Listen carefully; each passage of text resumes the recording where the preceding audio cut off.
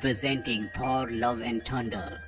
इस कहानी की शुरुआत में हमें गौर को दिखाया जाता है जो अपनी बेटी लव के साथ होता है। दरअसल अब वो अपनी जाति का अकेला बचा हुआ इंसान है और वो बैरन डेजर्ट में अपनी बेटी के साथ स्ट्रगल कर रहा होता है। उनके पास खाने पीने का कोई सामान नहीं है। वो ईश्वर से मदद की प्रार्थना करता है, लेकिन उसकी बेटी अब इंतजार नहीं कर सकती। उसकी हालत बहुत ज्यादा खराब होती है और गौर की बेटी लव की मृत्यु हो जाती है। गौर अपनी बेटी की मृत्यु से टूट जाता है। वो अपनी बेटी को वहीं दफन करके उसकी समाधि के ऊपर लेट जाता है। वो भी पूरी तरह से टूट चुका है। लेकिन तभी उसे इस भीड़ में, इस रेगिस्तान में एक जंगल दिखता है जो उसके सामने होता है। उसे लगता है कि गॉड ने उसकी मदद के लिए उसे एक रास्ता दिखाया है और वो उस जंगल के अंदर चला जाता है जहाँ उसे पीने के लिए पानी, खाने के लिए फल मिलते हैं। और जब वो उन फलों को खा रहा होता है तभी वो देखता है कि उसके सामने देवता रापू खड़े हैं जिनसे उसने मदद मांगी थी। रापू देवता गौर से कहते हैं कि तुम मेरे फल नहीं खा सकते। गौर कहता है कि मैंने आपसे मदद मांगी थी और आप शायद मेरी मदद करने के लिए यहाँ पर आए हैं। वो कहते हैं कि नहीं, मैंने एक नेक्रोसोर्ड को मारा है, इसीलिए मैं आज खुश हूँ। लेकिन यहाँ पर गौर बहुत दुखी होता है क्योंकि उसकी बेटी अब इस दुनिया में नहीं रही। वो देवता रापू से कहता है कि हमारी पूरी की पूरी जाति खत्म हो चुकी है। मैं अपनी जाति का अकेला बचा हूँ जो आपको पूजता हूँ। अगर मैं भी मर गया तो आपको पूजने वाला कोई नहीं रहेगा। अभी कुछ देर पहले मेरी बेटी भी मारी गई। मैंने आपसे मदद की गुहार लगाई थी, लेकिन आप सही वक्त पर नहीं आए। देवता रापू कहते हैं कि अगर तेरी बेटी मारी गई तो इसमें कोई दुख करने की बात नहीं है। वैसे भी देवताओं को खुश करने के लिए इंसानों की बलि दी जाती है। ये सुनकर गौर को बहुत गुस्सा आता है और यहाँ पर जो नेक्रोसोर्ड की तलवार होती है वो उससे देवता को मार देता है और कहता है कि कोई भी देवता पूजनीय नहीं है। जब भी हमें मदद की जरूरत होती है तो कोई हमारी मदद करने के लिए नहीं आता और आज से जो भी देवता मेरे सामने आएगा मैं उसे मार दूंगा। सभी देवता मेरे दुश्मन हैं। वहीं दूसरी तरफ हमें थॉर को दिखाया जाता है जो गार्डियंस ऑफ द गैलेक्सी में शामिल हो गया था, लेकिन वो हमेशा जेन को याद करता है जिससे वो कभी प्यार करता था। पर अब वो दोनों अलग हो चुके हैं और अब थॉर पूरी दुनिया से अलग एक साधु, एक संत की जिंदगी जीता है। और जब भी उसे गार्डियंस ऑफ द गैलेक्सी की टीम बुलाती है तो वो उनका साथ देने के लिए चला जाता है। एक बार फिर से उसके पास पीटर क्विल आता है और कहता है कि हमें तुम्हारी जरूरत है। वो उनकी मदद करने के लिए युद्ध में पहुंच जाता है जहाँ वो अपनी शक्तियों का इस्तेमाल करके इस युद्ध को जीत जाता है। वहीं दूसरी तरफ हमें जेन फोस्टर को दिखाया जाता है जो थॉर से 8 साल पहले अलग हो गई थी और अब वो एक प्रोफेसर लेक्चरर है, लेकिन उसे बहुत ही खतरनाक बीमारी है और बहुत जल्द उसकी मृत्यु होने वाली है। अब एक दिन जेन फोस्टर को एक किताब दिखती है जो कि वाइकिंग्स की होती है और जब वो इस किताब को पढ़ती है तो इसमें थॉर के हथौड़े के बारे में भी लिखा होता है जो कि अब टूट चुका है। वहीं थॉर को दिखाया जाता है जो गार्डियंस ऑफ द गैलेक्सी की टीम के साथ है और तभी उन्हें पता चलता है कि इस ब्रह्मांड में बहुत सारे ऐसे प्लैनेट्स हैं जो उन्हें मदद के लिए बुला रहे हैं। वो गार्डियंस ऑफ द गैलेक्सी से एक ही बात कह रहे होते हैं कि हमारे देवताओं को मार दिया गया है। और तभी एक वीडियो क्लिप में थॉर अपनी बचपन की दोस्त सिफ को देखता है जो बचपन में उसके साथ एसगार्ड में रहा करती थी। थॉर कहता है कि हमें उनके प्लेनेट को, उनकी दुनिया को बचाने के लिए जाना होगा। पीटर क्विल कहता है कि बहुत सारे प्लैनेट्स को हमारी जरूरत है, क्यों ना हम अलग अलग जाएं। थॉर को उसकी बात अच्छी लगती है और वो अपने दोस्त गौर के साथ सिफ के प्लेनेट में पहुंच जाता है। वो देखता है कि वहाँ पर इनके देवता को मार दिया गया है। सिफ भी बहुत बुरी तरह से जख्मी होती है। वो थॉर को बताती है कि जिसने हमारा ये हाल किया है अब उसका अगला टारगेट एसगार्ड है। वो एसगार्ड को खत्म करने के लिए जा रहा है और एसगार्ड अब धरती पर है क्योंकि जब एसगार्ड पूरी तरह से तबाह हो गया था तो उसके बाद एसगार्ड के जितने भी लोग थे वो सब अर्थ पर आ गए थे जहाँ पर वो इंसानों के साथ घुल मिल कर रहते हैं और इनकी जो नई किंग है उसका नाम है वेलकरी। दूसरी तरफ हमें गौर को दिखाया जाता है जो अब बहुत शक्तिशाली हो गया है। उसके पास जो नेक्रोसोर्ड होती है उसने उसे बहुत शक्तियां दी होती है। उसको देखकर ही लगता है कि उससे ताकतवर शायद अब कोई भी नहीं है और वो अपनी नेक्रोसोर्ड से यहाँ पर बहुत सारे दानव को बना देता है जिसके बाद वो सब के सब एसगार्ड के ऊपर यानी कि अर्थ के ऊपर हमला कर देते हैं। वेलकरी उन सब का सामना करती है और अब यहाँ पर थॉर भी आ जाता है। ये सब के सब उनसे लड़ रहे होते हैं और इसी लड़ाई के बीच में यहाँ पर आती है जेन फॉस्टर, जो कि अब माइटी थॉर के रूप में है। दरअसल जब उसने किताब में थॉर के हथौड़े मायनीर के बारे में पढ़ा था तो उसमें लिखा था कि जो भी उस हथौड़े को उठाता है उसकी सारी बीमारियां ठीक हो जाती है। जिसके बाद वो एस्गार्ड गई थी, जहाँ उसने देखा था कि थॉर का हथौड़ा टूटा हुआ है, जो कि उसकी बहन हेला ने तोड़ दिया था। पर जब वो उसके पास गई तो उसके अंदर हलचल होना शुरू हो गई और अगले पल वो हथौड़ा जुड़ गया और जब उसने उस हथौड़े को उठाया तो उसकी सारी बीमारियां ठीक हो गई। इसके बाद वो बन गई माइटी थॉर। थॉर का हथौड़ा उसे देखकर इसलिए अपने आप ही जुड़ गया क्योंकि थॉर ने कभी अपने मायनीर को यानी कि हथौड़े को कहा था कि तुम्हें हमेशा जेन फोस्टर का ध्यान रखना है, और ये बात अब तक उस हथौड़े को याद थी। और जब उसने देखा कि जेन फोस्टर को उसकी जरूरत है तो वो अपने आप ही जुड़ गया, जिसे उठाने के बाद जेन फोस्टर बन गई माइटी थॉर। और अब वो थॉर के साथ मिलकर गौर की सेना से लड़ना शुरू कर देती है।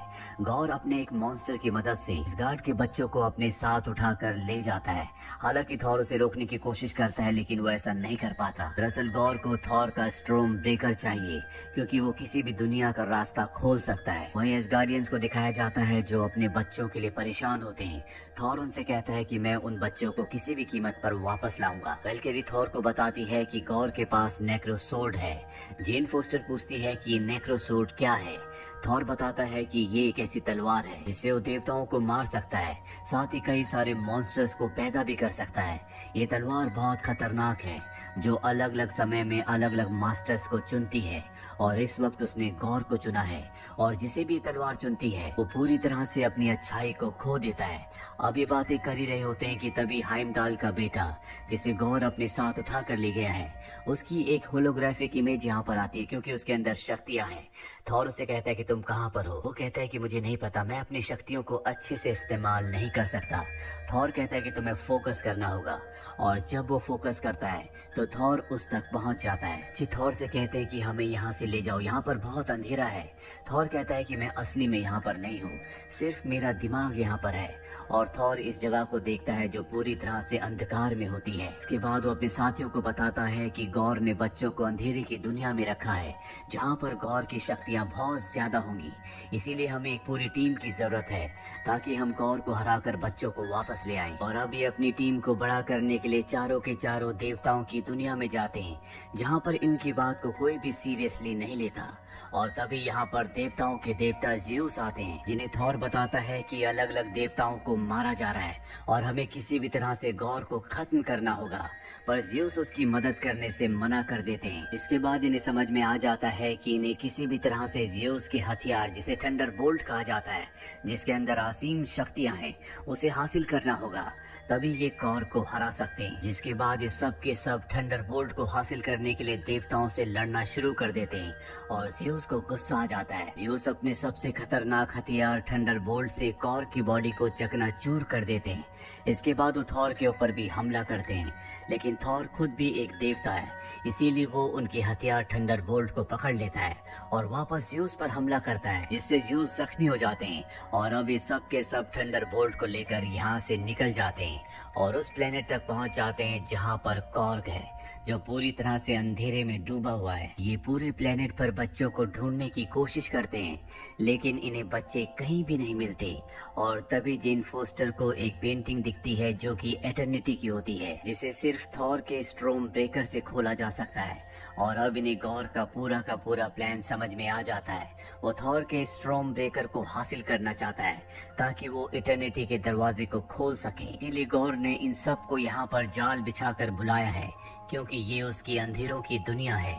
और अगले पल इनके सामने गौर आ जाता है। अब गौर के बीच में और इन सब के बीच में फाइट होना शुरू हो जाती है।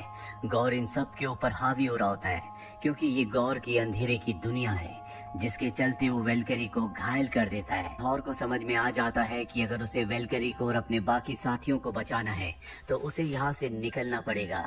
इसीलिए वो अपने स्ट्रोम ब्रेकर की मदद से बाइफ्रॉस्ट के दरवाजे को खोलता है और वहाँ से सबके साथ निकलने लगता है।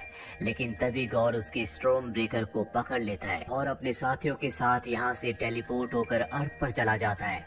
लेकिन उसका स्ट्रोम ब्रेकर अब गौर के पास है, जिसकी गौर को हमेशा से जरूरत थी। वही थॉर और जेन फोस्टर और उसके साथियों को दिखाया जाता है जो अर्थ पर पहुंच चुके हैं। यहाँ पर जेन फोस्टर की हालत बहुत ज्यादा खराब हो चुकी है और जब उसे हॉस्पिटल ले जाया जाता है तो थॉर को पता चलता है कि उसको बहुत ही खतरनाक बीमारी है, कुछ ही दिनों में उसकी मृत्यु हो जाएगी। थॉर को ये भी पता चलता है कि अगर जेन फोस्टर थॉर के म्योनीर को उठाएगी तो वो उसे शक्ति तो देगा, लेकिन जब वो अपने इंसानी रूप में आएगी तो वो और भी कमजोर हो जाएगी। इसीलिए थॉर जेन फोस्टर से कहता है कि तुम अब म्योनीर को कभी मत उठाना, और खुद वो उस जगह चला जाता है जहाँ पर गौर है। गौर को दिखाया जाता है जो थॉर के स्ट्रॉम ब्रेकर से एटर्निटी के दरवाजे को खोल रहा होता है, और तभी थॉर यहाँ पहुंच जाता है जिसके पास ज़्यूस का थंडर बोल्ट है। दोनों के बीच में फाइट होना शुरू हो जाती है। वहीं थॉर का जो स्ट्रॉम ब्रेकर होता है वो एटर्निटी के दरवाजे को खोल रहा होता है, और एक बार अगर दरवाजा खुल गया तो गौर जो चाहे वो मांग सकता है, और गौर सभी देवताओं का सर्वनाश मांगेगा। इसीलिए थॉर किसी भी कीमत पर उसे रोकना चाहता है, पर गौर ने अपनी तलवार से यहाँ पर अब बहुत सारे डीमंस को पैदा कर दिया है। इसीलिए थॉर अपनी सारी शक्तियाँ उन सभी बच्चों को भी दे देता है जो यहाँ पर होते हैं, और बच्चे भी डीमंस के ऊपर हमला कर देते हैं क्योंकि उनके अंदर अब थॉर की शक्तियाँ हैं। थॉर को दिखाया जाता है जो गौर से लड़ रहा होता है, पर गौर उससे भी ज्यादा शक्तिशाली है, इसीलिए थॉर पर पूरी तरह से हावी हो रहा होता है। और तभी यहाँ पर आ जाती है जेन फोस्टर जो कि माइटी थॉर है। उसने एक बार फिर से म्योनीर को उठा लिया है। वो म्योनीर के एक ही वार से गौर की तलवार को चकनाचूर कर देती है, और जब थॉर देखता है कि यहाँ पर जेन फोस्टर ने एक बार फिर से म्योनीर को उठा लिया है तो उसे दुख होता है, क्योंकि वो जानता है कि जब भी वो अपने इंसानी रूप में दोबारा आएगी तो उसकी मृत्यु हो जाएगी। और जेन फोस्टर से कहता है कि तुम चिंता मत करो, मैं तुम्हें कुछ नहीं होने दूंगा। और अब एटर्निटी का दरवाजा खुल चुका है जिसके अंदर गौर जा चुका है, और उसके सामने अब इटर्निटी है जिनसे वो विश मांगने वाला होता है कि सभी देवता मारे जाएं।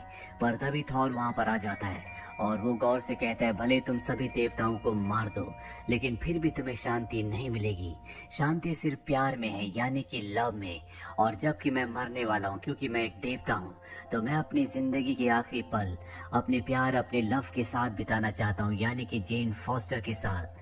लव वर्ड सुनने के बाद यहाँ पर गौर को अपनी बेटी की याद आती है जिसका नाम लव था, जो कि अब मारी जा चुकी है। वो एटर्निटी से कहता है कि मैं किसी भी देवता को नहीं मारना चाहता, मुझे मेरी बेटी वापस दे दो। जिसके बाद उसकी बेटी जिंदा हो जाती है, और अगले पल दिखाया जाता है कि गौर अपनी बेटी की गोद में है। दरअसल वो इतने वक्त से नेक्रोसोर्ड तलवार को इस्तेमाल कर रहा था जिससे अब वो कमजोर हो चुका है। उसकी जिंदगी का आखिरी पल है, लेकिन उसे अपनी बेटी की गोद में बहुत अच्छा लग रहा होता है। वहीं दूसरी तरफ थॉर को दिखाया जाता है जिसकी गोद में जेन फोस्टर है, जिससे थॉर बहुत प्यार करता है, और जेन फोस्टर उसकी गोद में अपना दम तोड़ देती है। दूसरी तरफ गौर को भी इस बात की चिंता होती है कि उसके जाने के बाद उसकी बेटी का ध्यान कौन रखेगा। तभी वहाँ पर थॉर आता है और कहता है कि तुम चिंता मत करो, तुम्हारे बाद मैं तुम्हारी बेटी का हमेशा ध्यान रखूंगा। जिसके बाद गौर की भी मृत्यु हो जाती है। अंत में दिखाया जाता है कि थॉर और सभी बच्चे अब वापस अर्थ पर आ चुके हैं, जहां पर वेलकरी अर्थ पर यानी कि न्यू एस्गार्ड में उन सभी बच्चों को ट्रेनिंग देती है। साथ ही थॉर गौर की बेटी को अपनी बेटी की तरह रखता है। थॉर को उसका म्योनीर यानी कि हथौड़ा मिल चुका है, इसीलिए वो अपने सबसे खतरनाक हथियार स्ट्रॉम ब्रेकर को अपनी यानी कि गौर की बेटी को दे देता है, जिसका नाम लव है। इसके बाद ये गैलेक्सी में अलग अलग जाकर कमजोर लोगों की मदद करते हैं, इसीलिए इनका नाम पड़ जाता है love and thunder. Mid credit scene में हमें ज़्यूस को दिखाया जाता है जो जख्मी होता है, और वो अपने लोगों से कहता है कि बहुत जल्दी मेरा बेटा हरक्यूलिस आएगा और वो थॉर का खात्मा कर देगा, क्योंकि अब ज़्यूस थॉर से बदला लेना चाहता है। वहीं एंड क्रेडिट सीन में हमें जेन फोस्टर को दिखाया जाता है जो मरने के बाद वेलहेला पहुंच गई होती है। ये वो जगह होती है जहां पर एसगार्डियन मरने के बाद पहुंचते हैं। दरअसल उसकी मृत्यु माइटी थॉर के रूप में हुई थी, इसीलिए वो वेलहेला पहुंचती है जहां पर उसका स्वागत हाइमडाल करता है। इसी के साथ ये फिल्म, ये कहानी यहीं पर खत्म हो जाती है। ये फिल्म ईयर 2022 में रिलीज हुई थी। IMDb पर इसकी रेटिंग है 6.4। उम्मीद करते हैं कि ये कहानी आपको पसंद आई होगी।